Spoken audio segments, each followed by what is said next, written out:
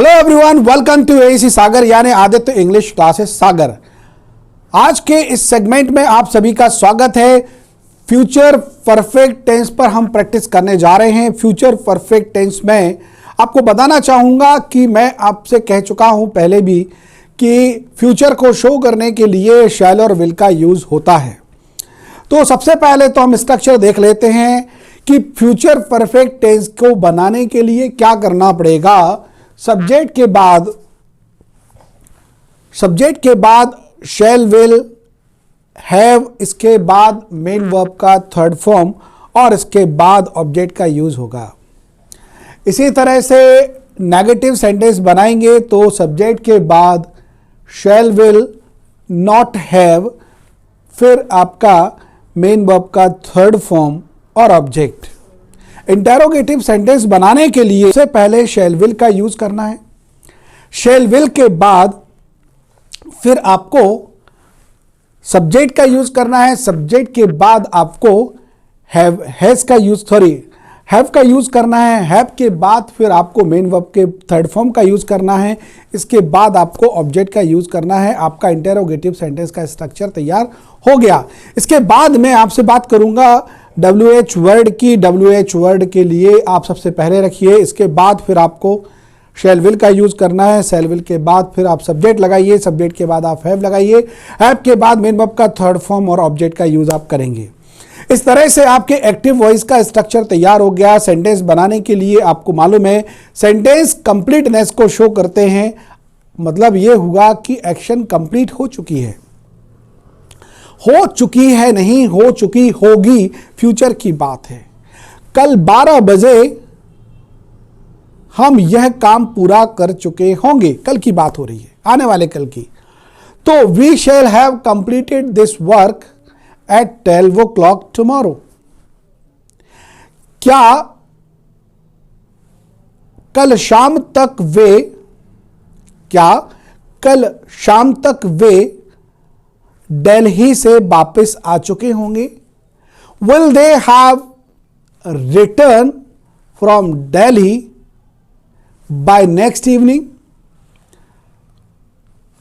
क्या 60 डेज के भीतर हम अंग्रेजी बोलना सीख चुके होंगे। Shall we have learned to speak English within 60 days. क्या वह 1 साल के भीतर 10 लाख रुपए कमा चुकी होगी। Will she have earn 10 lakh rupees with in a year. क्या विद्यार्थी 1 जुलाई से पहले हमारे कॉलेज में एडमिशन ले चुके होंगे। Will the students have taken the admission before 1st July into our college?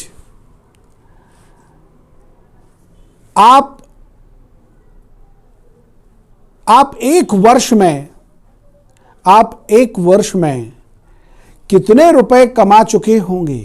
How many rupees will you have earned within a year? इसी तरह से हमारे दोस्त संडे को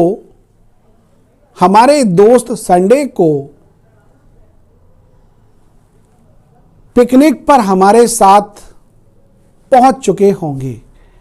Our friends will have reached with us on picnic on Sunday।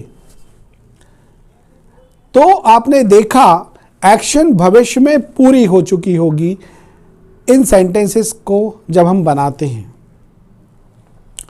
और कई बार ऐसा रहता है कि इन सेंटेंस की ज़रूरत फ्यूचर में कोई एक्शन कंप्लीट हो चुकी होगी। सारे सेंटेंस बनाना बड़ा मुश्किल होता है, नेगेटिव के हों या इंटेरोगेटिव के हों। कई बार वो प्रैक्टिकली नहीं लगते हैं। तो आप बोल करके देखिए भविष्य में क्या हो चुका होगा, कैसे हो चुका होगा। क्या 2000 2022 तक राम मंदिर का निर्माण किया जा चुका होगा? क्या 2022 तक राम मंदिर का निर्माण किया जा चुका होगा? यह पैसिव वॉइस का है। पहले की तरह आपको बीन का यूज करना है। शैल विल के साथ बीन लगाएंगे, have been. Shall will have और बीन का यूज करना है, शैल विल हैव बीन। अब चूंकि इंटरोगेटिव सेंटेंस है तो शैल विल को आगे लाएंगे। किसकी बात कर रहे हैं? राम मंदिर की। तो will Ram temple have been constructed in 2022? तो आपने देखा पैसिव वॉइस का सेंटेंस भी बड़े आसानी से बनाया जा सकता है। क्या हमारी क्लास अगले 15 मिनट में पूरी हो चुकी होगी? तो will our class have been completed within next 15 minutes? क्या कर रहे हैं? पैसिव वॉइस का सेंटेंस बना रहे हैं। भाई पैसिव वॉइस में आपको शैल विल के अलावा हैव और बीन का यूज करना है, क्योंकि आपने प्रेजेंट परफेक्ट, पास्ट परफेक्ट में हैव बीन का यूज किया था। यहां भी आपको हैव बीन का यूज करना पड़ेगा पैसिव के लिए। ओके, यह एग्जामिनेशंस दिसंबर में कंप्लीट हो चुके होंगे।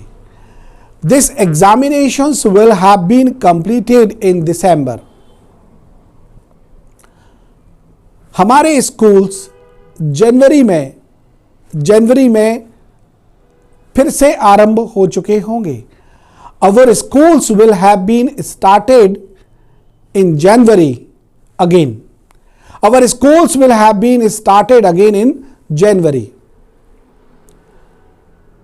क्या माँ 12 बजे तक खाना बना चुकी होंगी?